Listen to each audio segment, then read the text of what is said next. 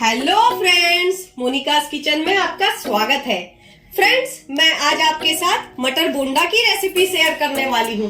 Basically जो बोंडा होता है वो मैदे से बनता है, लेकिन मैंने इसे चावल के आटे से बनाया है। तो चलिए फ्रेंड्स, बनाते हैं मटर बोंडा।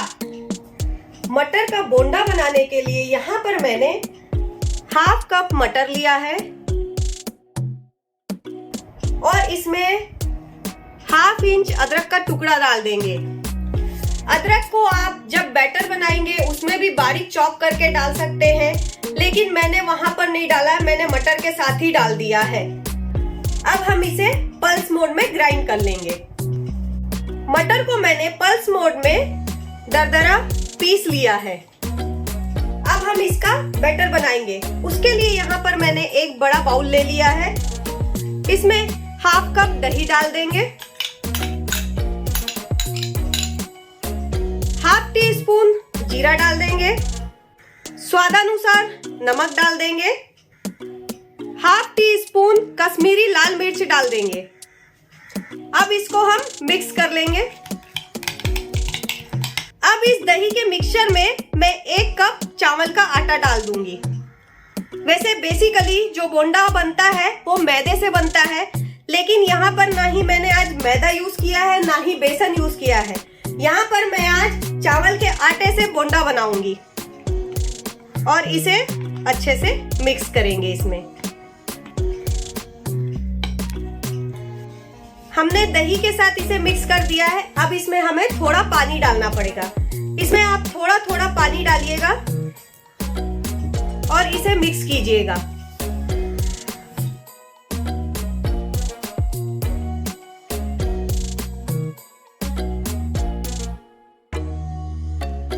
इस घोल को बनाने में हमें कम से कम आधा कप पानी लग गया है। हमने जो मटर को पीसा था अब इस घोल में डाल देंगे।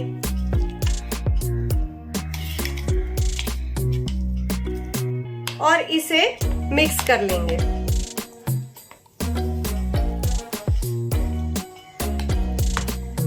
हमने मटर को अच्छी तरह से इसमें मिक्स कर लिया है। अब इसके बाद इसमें एक हरी मिर्च को मैंने बारीक चॉप कर लिया है, इसे डाल देंगे। यहाँ पर जो मैंने कड़ी पत्ता लिया है उसे रफली तोड़ के डाल देंगे।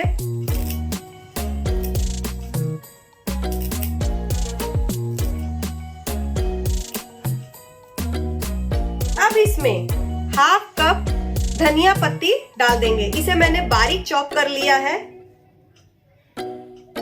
और इसे अच्छी तरह से मिक्स कर लेंगे। लास्ट में अब हम इसमें बेकिंग सोडा डाल देंगे। यहाँ पर मैंने 1/4 टीस्पून बेकिंग सोडा लिया है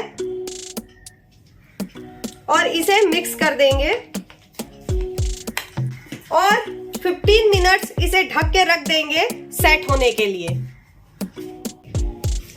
तो 15 मिनट्स हो गए हैं। हमारा जो बैटर है अच्छे से सेट हो गया है। इसमें हमें पानी डालने की और जरूरत नहीं है। आराम से इससे हम पकोड़ा बन जाएगा हमारा। आराम से इससे हम पकोड़ा बना लेंगे। ऑयल को मैंने मीडियम फ्लेम पे गरम कर लिया है। ऑयल हमारा गरम हो चुका है। अब हम इसका पकोड़ा बनाते जाएंगे।